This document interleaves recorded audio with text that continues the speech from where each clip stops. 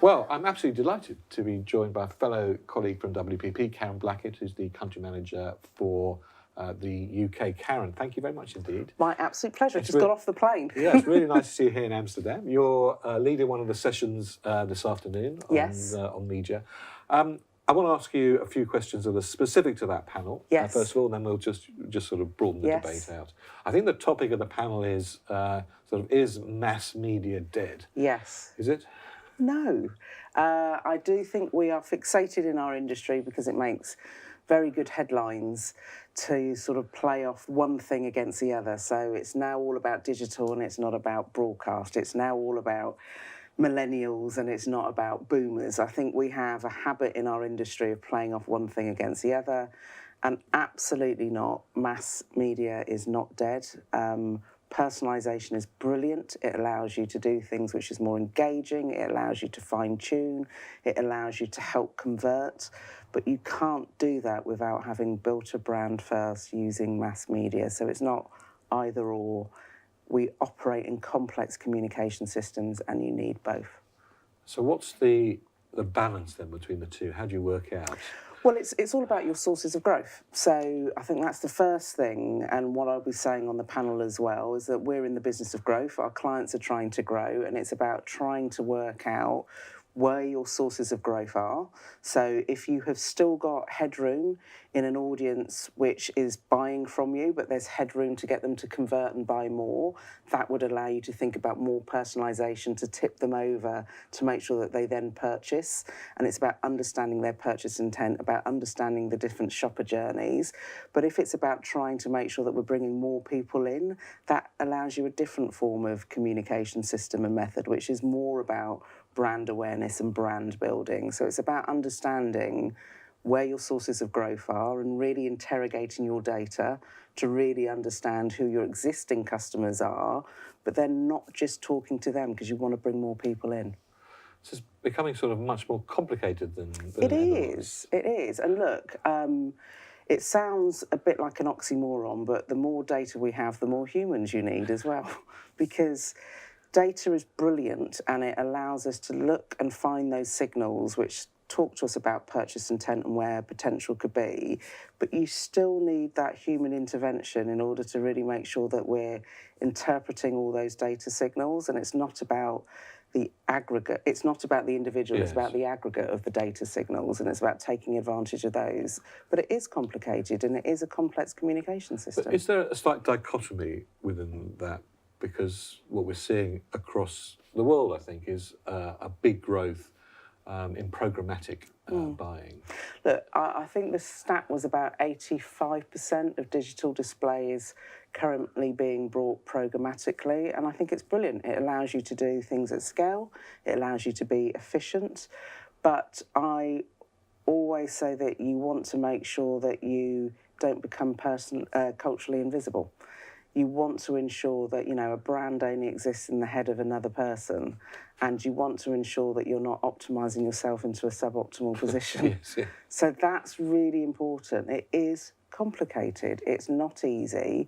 And when you think about not just paid media, but you think about owned and earned as well, and how we integrate the data signals that we get from those different areas, it is complicated, but we have got brilliant tech and tools which allows us to start stitching things together. Now, as well as being the country manager for WPP in the UK, you also run one of the biggest media agencies. I'm chairwoman. Josh runs it. Josh is the CEO. I'm sure you're he there. runs I'm it. sure you're there with a good guiding hand. You've been in the media industry for some Since time. God was a boy. Yes, well, I didn't want to go quite as far as as you've said it. What changes have you seen, and given where we are in the media world now, are we in a good place or a bad place?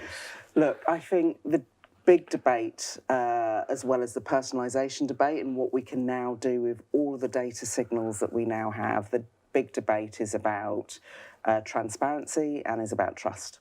And I think there has been, you know, if you think about the Advertising Association and their lead conference that they had, and Keith Weed talking about, look, as an industry, we need to make sure that we build trust again. There was a brilliant book written years ago called The Trusted Advisor, which talks about the equation of trust. And we need to make sure that we are credible. We need to make sure we're reliable. We need to make sure we're building empathy. And that self-orientation divided by self-orientation, it's less about us and more about our customers and our clients. So I think that's the big thing about making sure that as an industry we're trusted. And part of that's about transparency as well. So part of that's about ensuring that we talk to our clients about how we make money and making sure that we advise our clients when it comes to brand safety. So I think those are the big conversations that we're having now in our industry, as well as the conversations about how much more we can do with all the data that's available to us. I mean, we know more now than we ever did about how advertising works and how we can build brands and how we can ensure that we get short-term and long-term ROI. We know more now than we ever did with all of the various, media mix models that we do within WPP and the tools that we have at our disposal. But it's being responsible with that as well, I think, is absolutely key. Now, I can't let you go without asking just a couple of questions on WPP as I've got you here. What's WPP doing at the moment with the various different companies that it has in the UK to make it more relevant to clients' needs? Look, I think one of the things that I have done with the help of my UK CEOs is form a client council. And the purpose of our client council is to look at what growth looks like in the next 5 years for them, to find out what their needs are, and it is our responsibility to help them grow. So to make sure that we have the right services and the right departments and the right talent to help deliver that growth. So the client council allows us to talk to our clients in an intimate basis, small circles of 6 to 8 clients at a time, to talk about growth in the next 5 years and to start working out what's missing and what we can do and what the challenges are. Part of the conversation's about having the right talent, and that's about the diversity as talent as well as the actual specialism of that talent.